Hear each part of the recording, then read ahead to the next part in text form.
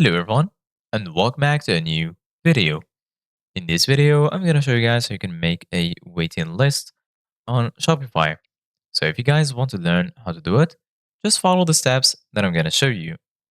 As you can see guys, I'm right now in shopify.com and right now I am in my dashboard.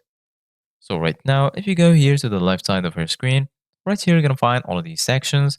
So right here you're going to find the home section, orders, products. You're going to find customer, content, analytics, and marketing and discounts.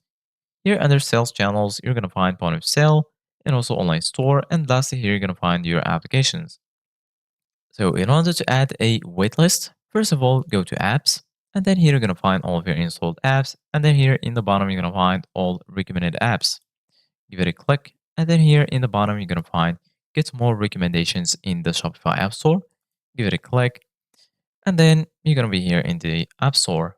Once here, go to the top, and then you're going to find this search bar. Give it a click, and then search for waitlist like this.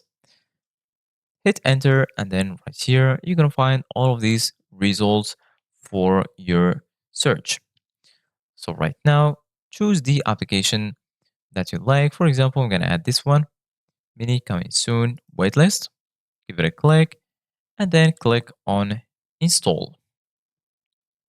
Once you click on install, you need to click again on install right here and then just wait for it to load.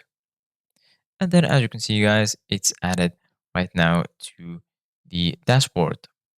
You can pin it if you want from here. And right here, as you can see guys, we have the option to create a waitlist setup. You can also watch a tutorial if you want, and then you're good to go. So this is us guys for today's video. Thank you guys for watching.